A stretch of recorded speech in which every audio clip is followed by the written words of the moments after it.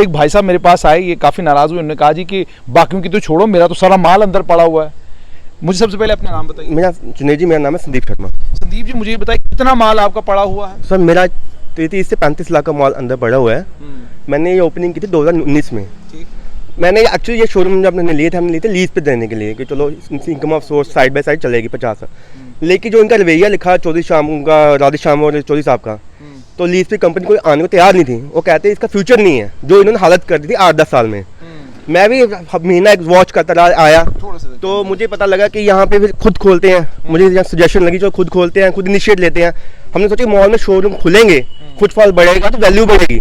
इनके पर आते तो मंदी बंद था, हमने इनिशिएट लिया। मैंने एक कंपनी पकड़ी, हमारे पास का बंदा आया, मैंने वाइल्ड क्राफ्ट ब्रांड लिया। 35 मैंने उसको 10-15 लाख में रेनोवेशन सामान लगाया, रैक शैक लगाए, 10-15 लाख का स्टॉक डाला। शोरूम चल पड़ा, अच्छा चल पड़ा, सब कुछ था। थिएटर चल रहे थे, फूड कोर्ट चल रहा। जब शोरूम चल पड़े अच्छे चल, फूड फॉल अच्छा था। अमरनाथ जब राधे श्याम की नींद खराब हो गई कि तो मॉल चल पड़ा, आहिस्ता से शोरूम खुल रहे हैं। तो अब माल क्या है आपका? मेरा माल शोरूम में अंदर 35 लाख का माल शोरूम में पैसा डंप पड़ा, खराब हो रहा है। कितना टाइम हो गया? कहते पहले ये मेरा वो कराओ, मेरा वो जो उनका रेंट है, इसके बिजली बिल है वो क्लियर कराओ। मैंने कहा मेरे बिजली बिल आपके क्लियर कराने साहब, मेरी जो एम्प्लॉय की सैलरी है पेंडिंग है, मैं नुकसान वो कौन भरपाई करेगा? 35 लाख का स्टॉक पड़ा है, मेरी प्रॉपर्टी डंप हुई है, इनकी वजह से डंप हुई है ना। 1.5 करोड़ का टैक्स बिजली का बिल ड्यू है, मेरा अकेले का तो नहीं है। वो इनका देखो जी 65% सेल हुआ, 35% सेल नहीं हुआ है। उसका रेंट तो इन्होंने भरना है ना, कंपनी और इन्होंने राधे श्याम जी ने, वो जो भरते नहीं है। ठीक है ना। अब सारा लोड 20 शोरूम खुले हैं, सारा लोड उन पे डालोगे खर्चों का मॉल का, वो कैसे चलेगा? जब तक मॉल पूरा नहीं चलेगा, उस पर रेवेन्यू जनरेट नहीं होगा तो खर्चे कैसे होंगे? इसकी मेंटेनेंस। मुझे ये भी बताइएगा कि आपका ये जो माल अंदर पड़ा हुआ, इसको कितना टाइम हो गया? सर हो गए 2 साल। 2 साल से माल अंदर पड़ा हुआ है, निकालने भी नहीं देते? नहीं निकाल देते हैं, जबरदस्ती करते हैं, गुंडागर्दी।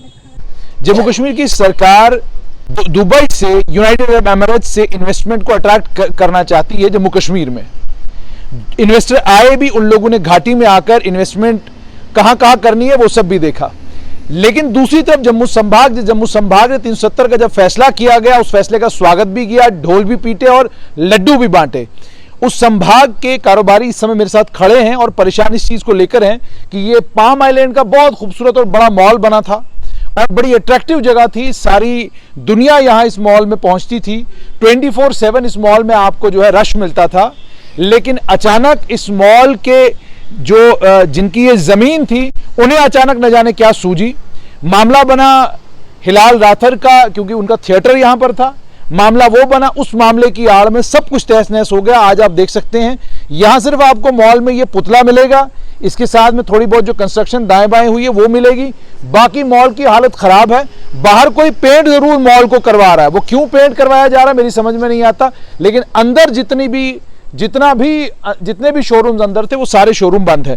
और ये वो सारे इन्वेस्टर हैं जिन लोगों ने इस मॉल में पैसा लगाया था और उम्मीद और तवक्का इनको ये थी कि 5 साल में 10 साल में हमें रिकवरी भी हो जाएगी और बाद में मुनाफा आना भी शुरू हो जाएगा। मुनाफा क्या आना था, ये अब पत्रकारों के, पुलिस के, क्राइम ब्रांच के, विजिलेंस के चक्कर लगाए जा रहे हैं कि जनाब हमारा मसला हल करिए, मॉल खुलवाइए ताकि हम कारोबार करें। आइए इन्हीं से बात करते हैं। आपका नाम?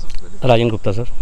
राजन जी, मुझे ये बताइएगा, आप इस सोसाइटी के उपाध्यक्ष यानी वाइस प्रेसिडेंट भी हैं, मुझे बताइएगा कि मॉल जब ये बना था उस टाइम आपकी जो मालिक है उनके साथ क्या बातचीत हुई थी, क्या आपके उनके साथ एग्रीमेंट्स हुए? देखिए, जब मॉल स्टार्ट हुआ था 2008 में, तो हमारा इनके साथ कोई लेना देना नहीं था। उस वक्त एक कंपनी आई थी रिद्धि सिद्धि, जिन्होंने में अखबार में ऐड निकाली थी, यहाँ पे बोर्ड लगवाए थे और यहाँ पे शॉपिंग मॉल बनाने का एक प्रपोजल रखा था, जो कि हमने न्यूज़पेपर के माध्यम से पढ़ा था। उसको देख के हम यहाँ पे आए। 2008 में हमने पैसे देने थोड़े थोड़े स्टार्ट किए और इनका जो एग्रीमेंट था, इनका in between Riddhi Siddhi and Chaudharys, इनका जो एक एग्रीमेंट हुआ था उसमें ये कहा गया। चौधरीज कौन है? जमीन के मालिक। जमीन के मालिक। क्या नाम है उनका? राधे श्याम चौधरी और अमरनाथ चौधरी। इनकी एक मदर थी मोहिनी देवी, वो भी उस वक्त बीच में थी, लेकिन उनकी डेथ हो गई है अभी। तो इनका कहना था, इन दोनों कंपनियों का कहना था इस वक्त कि हम 2014 में आपको ये पोजीशन दे देंगे। 2014 जब आया तो माल आधा भी नहीं बना था। फिर इन्होंने थोड़ा सा लिंगरांग यहाँ पे करना स्टार्ट कर दिया कि आज कर रहे हैं, कल कर रहे हैं, आज कर रहे हैं, कल कर रहे हैं। 2015 आते आते जब रजिस्ट्री करवाने की बारी आई, इन्होंने चौधरी ने यहाँ पे रजिस्ट्री रोक दी। चंद एक रजिस्ट्री क्या कहकर रोकी? उस वक्त 370 का एक प्रॉब्लम थी यहाँ पे 370 की वजह से यहाँ पे इन्होंने काफ़ी फ़ायदा लिया उसका, क्योंकि जगह इनके नाम थी, ये प्रमोटर थे, डेवलपर रिद्धि सिद्धि थी, और प्रमोटर होने के नाते इन्होंने काफ़ी यहाँ का फ़ायदा लिया 370 का उस वक्त। इन्होंने हमारी रजिस्ट्री नहीं की, कुछ एक की, इसमें डिनाई नहीं करते, कुछ एक रजिस्ट्री की, लेकिन माल फिर भी नहीं खुला। हमने यहाँ पे रोड पे गेट के बाहर बैठ के बैनर लगवा के प्रोटेस्ट करके हर चीज़ हमने की जो हमसे मुमकिन हो सकती थी उस वक्त। 2018 में ये सारी आप रजिस्ट्री किस चीज की मांग रहे थे, जो अंदर दुकानें खुली हैं या इस जमीन? नहीं, हमारे जो अपने शोरूम से हमारे कियास्क थे, कियास्क की एक मार्केट बनी थी, जैसे दिल्ली में एक पालिका बाजार बनी है, वैसे ही यहाँ पे पर 100 के करीब जो कियास्क यहाँ बने हुए थे। 217 हम टोटल मेंबर थे यहाँ के। हमने उसकी रजिस्ट्री करवानी थी, लेकिन इन्होंने रजिस्ट्री करने में लिंगरान स्टार्ट कर दिया। क्या बोलते थे? अभी कर रहे हैं, बाद में कर रहे हैं, ये बनने दो, ये कंप्लीट होने दो, ये कंप्लीट होने दो, हमें इतने पैसे दिलवाओ। ये हमारे जनरल सेक्रेटरी साहब हैं, ये वाइस प्रेसिडेंट ये भी हैं के जी, इन्होंने साथ में होके 3 करोड़ कुछ रुपए इनको अपने हाथों से दिलवाए।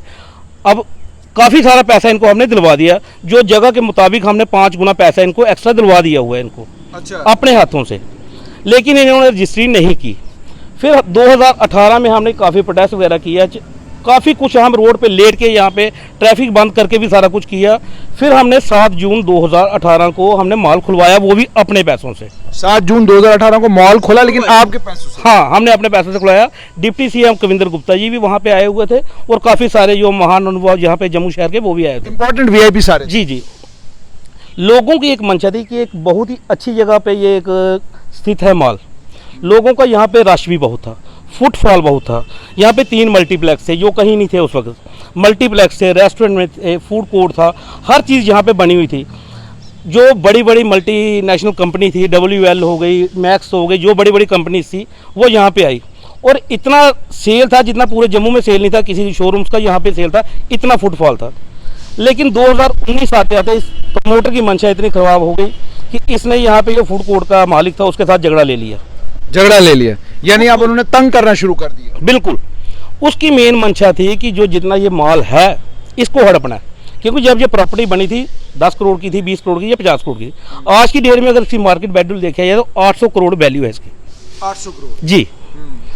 इसने उसके बाद क्या किया कि उसको फूड कोर्ट वाले को तंग करना स्टार्ट कर दिया। फूड कोर्ट वाला यहाँ से भाग गया, उसके साथ भी इसने कोर्ट में केस लगा लिया। इसमें एक चीज़ और भी ऐड करना चाहूँगा, 2016 में जब हमने प्रोटेस्ट किया यहाँ पे, इसको हमने 24 दिन जेल के अंदर रखवाया था। 2016 में ये बेल पे बाहर आया हुआ, अभी तक बेल पे ही है 2016 से।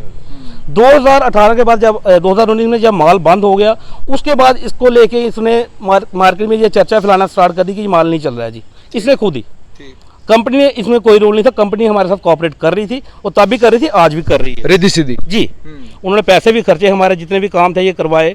अब देखो, आप काम करवाने के नाम पे ही करवा दे। क्राइम में एक फैसला हुआ है कि चौधरी अमरनाथ जो है वो उसका माल का काम करवाएंगे, रिद्धि सिद्धि वाले यहाँ पे बिजली बिल पे करेंगे। इन्होंने बिजली बिल कितना है जो पेंडिंग है? 1 करोड़ 27 लाख रुपये देना है अभी? जी, आउटस्टैंडिंग है। हर महीने 5.5 लाख रुपये बिल आता है जो इसका आता है बंद माल का। कंपनी ने बिल देना था और इन्होंने काम करवाना था। काम करवाने के नाम पे आज 5 महीने हो गए हैं, ये डंडे खड़े किए हुए हैं इसने, और 200 रुपये लीटर वाला पेंट लाया हुआ है, ये यहाँ पे काम करवाया हुआ है। एक पेंटर लगा के वो काम करवा रहा है। इसकी मंशा ये साफ दर्शाती है कि इसने ये माल कंप्लीट नहीं करना है और इस माल को हड़पना है इसने बस। नहीं, हड़प के इस माल को करेंगे क्या? देखिए, मसला ये है कि इसमें इतने सारे शोरूम्स बन चुके हैं, आप लोग पैसा इन्वेस्ट कर चुके हैं। पैसा इन्वेस्ट करने के बाद क्या आपको बाहर निकालना मुमकिन है? वही आपके माध्यम से बता रहा हूँ कि हमारी मल्टीनेशनल कंपनी आई थी, KFC आई है, अभी पिज़्ज़ा हट आए हैं, और भी जितने ब्रांड हैं, W आ रहे हैं, मैक्स, सारे ब्रांड आ रहे हैं, लेकिन ये LOI नहीं कर रहा, क्योंकि 35% शेयरिंग इसी है, 65% कंपनी की है। अगर ये साइन करेगा, ये प्रमोटर भी है, जगह का मालिक भी है, 65% शेयर तो कंपनी का है, लेकिन 35% इसका है। अब कोई बाहर से आएगी कंपनी, आएगी मल्टीनेशनल, तो उसने यहाँ पे आके पहले LOI करनी है, लेकिन ये यहाँ पे LOI भी करवा के राजी नहीं है। कोई काम जो माल का होगा ये नहीं करवा रहा है बस। इसका क्या वजह? क्या भैया यही है कि आप अगर इसका देखेंगे, कोई इसका पिछला रिकॉर्ड देखेंगे ना, इसके 60 से ऊपर केस जो है कोर्ट में चल रहे हैं खाली जगह के। और इसकी मेन मंशा यही होती है, यहाँ पे कुछ पैसा लगा हो, वो माल हड़पनी है, वो जगह हड़पनी है, बस इसका मेन डिसीजन यही होता है। अच्छा, मुझे ये बताइएगा कि आप भी यहाँ पर क्या कहते हैं, आपके पास भी यहाँ पर प्रॉपर्टी है, मुझे ये बताइए जो आपकी प्रॉपर्टी है, आपने इन्वेस्ट कितना किया, कुछ मिला भी उससे या अभी तक कुछ नहीं? First of all thank you Dinesh ji अपना टाइम देने के लिए। एक्चुअली मैं थोड़ा सा जो राजन जी ने बताया उसी में थोड़ा मैं एडअप करूँगा।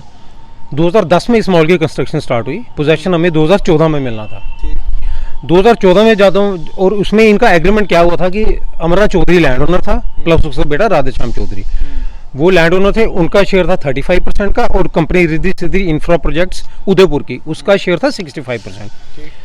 मॉल जब बना उसमें पैसा कंपनी का लगा और हम इन्वेस्टर्स का लगा। 2014 में हमें पोजेशन मिलना था, और ये कंस्ट्रक्शन लिंक प्लान था, हमने स्टेप बाय स्टेप पैसे देने थे, तो हमें पोजेशन 2014 में मिला था। जैसे ही 2014 आया, हमने कंपनी को कहा भाई अब पोजेशन दीजिए। अब कहते हैं जी जो हमारा लैंड ओनर है आपका अमरनाथ चौधरी, वो नहीं मान रहा। हम इसके पास गए, मैं जी आप क्यों नहीं मान रहे, आपका काम है रजिस्ट्रीज करना, बाकी आपका कोई काम नहीं है। कहता जी मेरा कोई हिसाब पेंडिंग है कंपनी से, वो हिसाब नहीं कर रही, ऐसे है वैसे है। ये चीज़ चलते चलते इनका जो आपस का लीगल इशू था, 2016 आ गई। 2016 में हम ऑनरेबल कोर्ट चले गए, कोर्ट ने हमें रिलीफ दिया। ये इसको 20 से 25 दिन का ये जेल में गया, और ये कंडीशनल बेल पे बाहर आया कि आप अपना डेवलपर और प्रमोटर अपना मसला अलग रखें, क्लाइंट्स की रजिस्ट्रीज करें और उनको पोजीशन दे ताकि वो अपना बिजनेस स्टार्ट कर सकें। कोर्ट की तरफ से ये डायरेक्शन है, अभी भी ये कंडीशनल बेल पे है। ठीक। उसके बाद इसने कोई 40-45 रजिस्ट्री की, वो भी 1-1.5 साल में। करते करते 2018 आ गई। 2018 में हमने रिद्धि सिद्धि और हम क्लाइंट से मिलकर इस मॉल को स्टार्ट किया। 1 साल मॉल जो था कंपनी ने चलाना था, उन्होंने अच्छा चलाया, यहाँ ब्रांड्स भी आए, सब कुछ अच्छा था, फुटबॉल भी अच्छा था, थिएटर्स भी अच्छे चल रहे थे। जैसे ही 2019 आया, इसने अपना जो मोडस ऑपरेंडी था वो स्टार्ट कर दिया। जी मॉल मैं टेक ओवर करूँगा, मॉल मैं चलाऊँगा। कंपनी ने कहा भाई तू चला ले मॉल। जैसे ही इनके हाथ भागडोर आई माल की, माल एक स्लोली नीचे आना शुरू होगा। ब्रांड्स के साथ पंगे, अपने जो एरिया इसने डिवाइड किए हुए थे कंपनी के साथ, एक फूड कोर्ट और जीटी रोड रेस्टोरेंट, वो दोनों एरिया रेंट्स पे दिए हुए थे। उनके साथ इसने कोर्ट में केस लगा लिए। मोटिव क्या था कि लोग यहाँ परेशान हो, लोग तकलीफ में आए, डिस्ट्रेस सेलिंग हो, मैं मॉल को वापस कैप्चर कर सकूँ। स्टार्टिंग में जब इसकी वैल्यूएशन हुई थी मॉल की, ये कोई 20-30 करोड़ का था, पर आज आप देखो यहाँ हाईवेज बन रहे हैं, सारा कुछ हो रहा है, ये सेंट्रल लोकेटेड है। आज इसकी जो मार्केट वैल्यू काफ़ी ऊपर चली गई है। अब ये सोच रहा है कि मैं कैसे कस्टमर्स को बाहर निकालूं। 2019 में जब इसने 1 साल इसने भी चलाया, बुरी हालत माल की, ऑलमोस्ट बंद होने के कगार पे आ गया। 2020 अगस्त में हमने लैंड ओनर और डेवलपर का एक MOU साइन करवाया। उसमें ये हुआ कि इन्होंने 2 बड़े एरियाज आपस में बांट लिए। कंपनी के पास आ गया ये मैक्स एरिया जो आप पीछे देख रहे हैं, हाँ। और उसके ऊपर सुपर 99 ये कंपनी के से आ गया।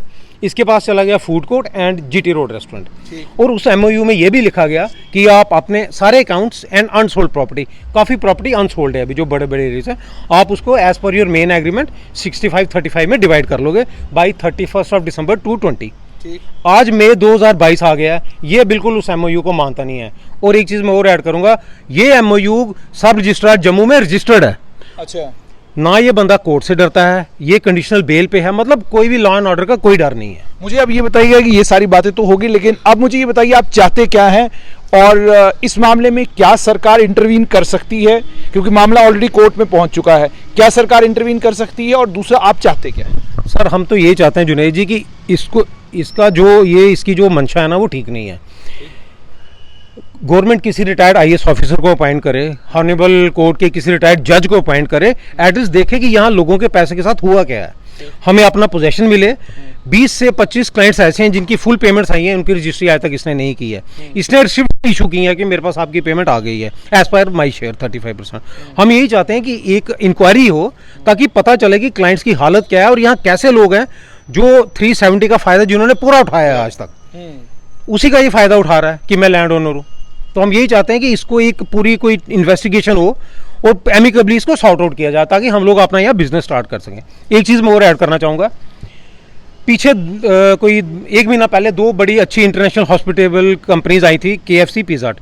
वो जॉइंट एरिया था कंपनी और प्रमोटर का। कंपनी रिद्धि सिद्धि मान गई, ठीक है जी मैं इन्वेस्टमेंट भी करूंगा, मैं साइन भी कर देता हूं, पर ये कहता है ना मैं इन्वेस्टमेंट करूंगा ना मैं साइन करूंगा, मुझे यहाँ ब्रांड्स नहीं चाहिए। ब्रांड्स क्यों नहीं चाहिए? ब्रांड नहीं चाहिए तो यहाँ क्या चाहिए? ब्रांड्स इसलिए नहीं चाहिए कि लोग परेशान हो, यहाँ से निकले, मैं पूरा मॉल टेक ओवर करूँ, फिर मैं अपने तरीके से चलाऊँ। मतलब मन में लालच आ गया है ये बिल्डिंग देख के, और कोई मोटिव नहीं है। आप इसका ट्रैक रिकॉर्ड कहीं से भी निकाल के देख लीजिए, इसके सारे इश्यूज ऐसे ही चल रहे हैं। अच्छा। कोर्ट में अराउंड 50 से 60 केसेज हैं, डेली इसकी कोर्ट में हियरिंग होती है। मतलब हैबिचुअल ऑफेंडर है ये। तो ऐसे ऐसे ही मतलब ऐसा जो आदमी सोसाइटी में है, तो गवर्नमेंट को देखना है कि उसको कैसे टैकल किया जाए। तो आपने इन तमाम प्रमोटर्स इन्वेस्टर्स की बात साफ तौर पे सुन ली है कि रिद्धि सिद्धि कंपनी और चौधरीज के बीच में कोई एग्रीमेंट होता है, उसके नतीजे में ये मॉल जो है फंक्शनल बाद में होता है, वो ये लोग फंक्शनल कराते हैं। लेकिन अब मामला ये, क्या सरकार इतनी बड़ी प्रॉपर्टी को, जो प्रॉपर्टी नेशनल हाईवे के साथ में है, जहां पर 4 लेनिंग होने के बाद ये जबरदस्त एक नेशनल हाईवे इधर से बनने जा रहा है, क्या सरकार एफर्ट कर सकती है कि इतनी बड़ी प्रॉपर्टी इसी तरीके से जंग खाकर खराब हो जाए? क्या सरकार एफर्ट कर सकती है कि इतनी बड़ी एक डेस्टिनेशन जहां पर इतने सारे रेस्टोरेंट्स हैं, रेस्टोरेंटों के साथ में इतने बड़े बड़े ब्रांड आए हुए थे, और जैसे ये बता रहे हैं कि KFC और पिज़्ज़ा हट यहां आना चाहता है, सिर्फ एक आदमी की, ऐसा जैसे ये बता रहे हैं कि उसकी एरोगेंस की वजह से, और जैसे ये बता रहे हैं कि उसके लालच की वजह से हालत इस वक्त ये हो चुकी है कि ये मॉल जो है लगभग गिरने की कगार पर है। कुछ एक इसमें आप देख सकते हैं, कुछ एक काम भी यहां पर शुरू हुआ है, लेकिन जैसे इन्होंने बताया कि एक पेंटर आपको नजर आता है दूसरी वाली तरफ, जो पेंटर पेंट कर रहा है। अब उम्मीद और तवक्का इनकी लेफ्टिनेंट गवर्नर मनोज सिन्हा से है कि वो इस मामले में इंटरवीन करेंगे, एक हाईकोर्ट के रिटायर्ड जज को बिठाएं, या किसी पुलिस के आला अधिकारी के हाथ में ये काम दे दें, या सिट कॉन्स्टिट्यूट करें और मालूम करें आखिरकार इस पूरी मॉल में इन्वेस्टमेंट किसकी लगी है, ये मॉल किन किन को, इसमें प्रॉपर्टीज किन किन को मिली थी, रिद्धि सिद्धि और चौधरीज के बीच में एग्रीमेंट क्या है, इस वक्त उसकी स्थिति क्या है, कोर्ट में जब मामला गया तो वहां क्या हुआ, ताकि ये मॉल दोबारा से फंक्शनल हो सके और ये जो इन्वेस्टर्स हैं, जिन लोगों ने इसमें पैसा लगाया हुआ है, इन लोगों को इनके पैसे की वसूली हो।